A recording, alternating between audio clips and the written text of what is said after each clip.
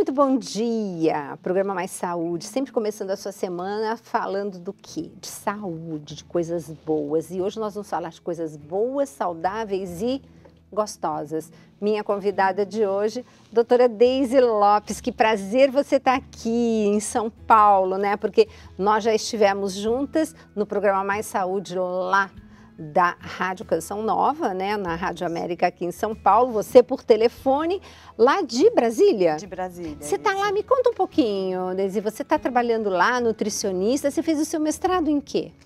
A gente trabalhou lá na UNB, é o mestrado de saúde humana, a gente trabalhou com hábitos de comunidades tradicionais. Que máximo! A gente trabalhou com comunidades quilombolas, para investigar até que ponto que esses hábitos tradicionais são suficientes, dão conta, né? Para ter uma nutrição saudável e, enfim, né?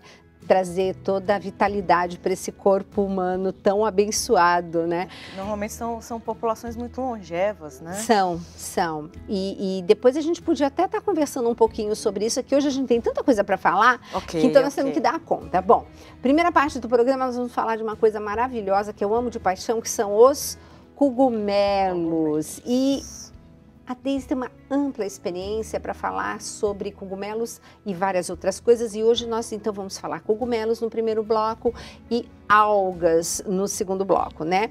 Também as comestíveis. No caso dos cogumelos, são todos os comestíveis, a gente separou os mais tradicionais. Qual a importância de incluí-los, Deise, na nossa alimentação? Então, na verdade, os cogumelos, como eles são, os cogumelos e as algas, eles fazem parte de um reino, né, separado da natureza, que não é nem animal nem planta, né? Eles ficam numa coisa intermediária. Mas o que eles são, então, meu Deus do céu? É o chamado reino protista, né? Então eles ficam nesse meio caminho. As algas parecem mais planta, mas não tem folha, né? Vivem na água, então eles ficam nesse meio caminho. E nesse meio caminho aí, eles têm características interessantes dos dois lados, né?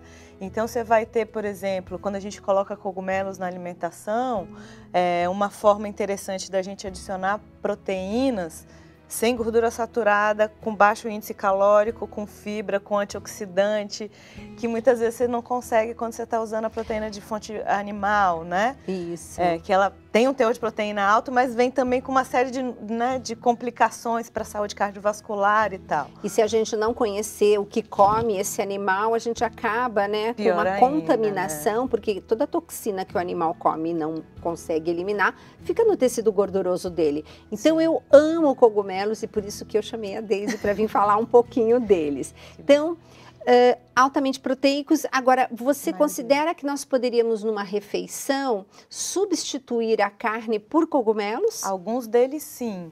Né? Então, você tem alguns, por exemplo, não é uma coisa absoluta, mas, de forma geral, os cogumelos mais escuros têm um índice proteico maior. Ok. Né? Esse é o mais comum que nós encontramos e, geralmente, se encontra em conserva. O que você teria a nos dizer entre o fresco e o em conserva?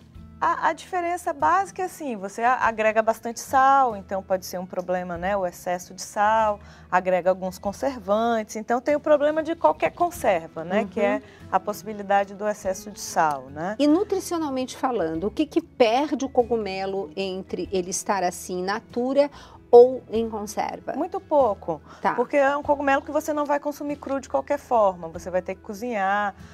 O processo de cocção da conserva, às vezes, é um processo um pouco mais intenso, então você tem um pouco mais de perda de vitamina, por exemplo. Mas se não... Agora, eu como esse cogumelo cru. Tem algum problema? Pode, não é muito hábito, né? Eu falo assim que a maioria das pessoas não consome, não. Nossa, uma saladinha dele, fatiadinho. Gente, é uma delícia. Eu tenho muito esse hábito do cogumelo por causa da minha mãe. A minha mãe falava que era carne vegetal, mas a carne de verdade é vegetal e não outras coisas, né? Então e aí o que mais a gente poderia estar colocando, que esse sendo aquele que a gente encontra na feira, vale a pena então estar colocando sempre na alimentação? Sim, e a gente tem hoje, por exemplo, o champignon, ele tem uma característica muito interessante de ajudar o funcionamento intestinal, né? Ele tem um tipo de fibra que é próxima das fibras solúveis das plantas, né? Não é exatamente o mesmo tipo. que ajuda bastante nessa coisa do funcionamento intestinal, que a gente sabe que é um problema para grande parte da população hoje em dia, infelizmente. Exatamente. Né? Então, ele pode agregar vitaminas, ele ajuda a controle de colesterol, ele ajuda a controle de glicemia por conta dessas características. Né? E o que seria uma porção adequada? O que você colocaria para gente? Uma quantidade de quanto numa refeição? De champignon? Desse champignon Paris. Uma porção interessante seria você pegar uma xícara dessas de chá, né? Dessas xícaras mesmo, não aqueles canecões, porque hoje em dia as canecas estão cada vez maiores. Tudo, né? As porções estão cada vez maiores. Então aquela xícara tradicional de chá. Dá uma boa porção. Isso é uma porção. Tá, e que já contemplaria uma boa quantidade de proteína. No caso do champignon, você precisaria, para você fazer uma substituição proteica, você precisaria de uma quantidade um pouco maior, porque ele de todos é o que tem menos proteína. Então vamos falar de um outro aqui muito simpático, que é o shimeji, que parece uma colônia, né? Ele é bonitinho, na verdade, né? E ele é vendido... Agora, a gente tem duas cores, né? A gente tem esse e tem o cinza, que eu vejo para comprar. Tanto faz? É ligeiramente diferente o valor nutricional. O mais escuro, mais acidentado, como você fala, ele é mais rico em proteína e ferro. Ótimo. Do que o mais clarinho. Que seria esse, talvez, né? Mais marronzinho. Então, ele tem o outro vai ter uma característica interessante de vitamina, fibra, mineral, mas não é uma diferença muito grande. Mas já pende um pouquinho mais para esse lado da proteína. E o shimeji tem mais proteína do que o champignon Paris. E esse aqui, o shiitake? Mais ainda. Mais ainda. Opa, então estamos indo, vamos crescendo. Aí começamos a entrar no reino das proteínas, das carnes vegetais, de fato. Sim. Né? Aí, não sei se você tem decora esse valor, mas 100 gramas do shiitake tem quanto de proteína? Você tem esse valor? O percentual, de forma geral, não é muito alto. Ele vai ser um percentual em torno, acredito, de 7%, 8%. Ok. Tá? Mas uma coisa interessante que tem nos cogumelos, porque, por exemplo, quando a gente fala de fontes de proteína de origem vegetal, a gente tem sempre aquela coisa, fica faltando algum aminoácido e tal. No caso dos cogumelos, eles têm os 9 aminoácidos essenciais. Né? Que interessante. Então, é uma proteína de uma qualidade muito interessante. Então, você fazer esse agregar, principalmente para quem é vegetariano, você alternar, um dia você come, sei lá, o arroz com o cereal, o arroz, alguma coisa, com a leguminosa, com feijão e tal, e em outro dia você come com o cogumelo, você vai alternando, né, fontes de aminoácidos e você tem mais chance de ter um perfil aminoácido você contempla melhor, né? Mais completo. Tá ótimo. Mas olha, tem também o fungo porcini, né? Esse para você é o que você elege como tendo a maior quantidade de proteína? Nas tabelas que a gente observa é o que tem maior quantidade de proteína. Aqui no Brasil, basicamente, a gente só acha ele seco. Exato. É difícil você achar o porcini fresco. Você vai achar, de repente, né, nesses mercadões. Isso. Pode ser que ache. Mas é aquele que a gente acha lá na coisa do fungisec, né? É esse porcine, que ele é bem escuro, até porque já está desidratado também, mas ele é um escuro quase preto, né? Isso. Então ele tem de todos eles, o teu melhor de proteína. E o fato de comprar desidratado não interfere na parte proteica? Não, de jeito nenhum. Tá, porque a gente usa muito para fazer risoto, né? Isso, você reidrata ele antes ou coloca ele já no processo da cocção para ele se reidratar. Fora ser fonte de boa proteína, de uma proteína limpa, vamos chamar assim, né? De uma proteína de excelente valor biológico, de boa digestibilidade, né? Que mais você pode estar colocando assim? O que eles fazem de bem ainda para a nossa saúde? O interessante da gente pensar nos cogumelos é pensar nas propriedades funcionais deles, né? Então, a gente tem, por exemplo, o shiitake, o porcini e o shimeji em alguma medida também. Eles têm uma característica muito interessante, que o perfil de proteína que eles têm são proteínas imunoestimulantes, né? Então, eles melhoram o funcionamento do sistema imune, mantêm o sistema imune mais adequado, né? Então, não é uma coisa assim como um medicamento funciona, mas aquela pessoa, não, vive gripada, vive tendo infecção de repetição, toda hora tem, sei lá, infecção urinária, candidíase, não sei o quê.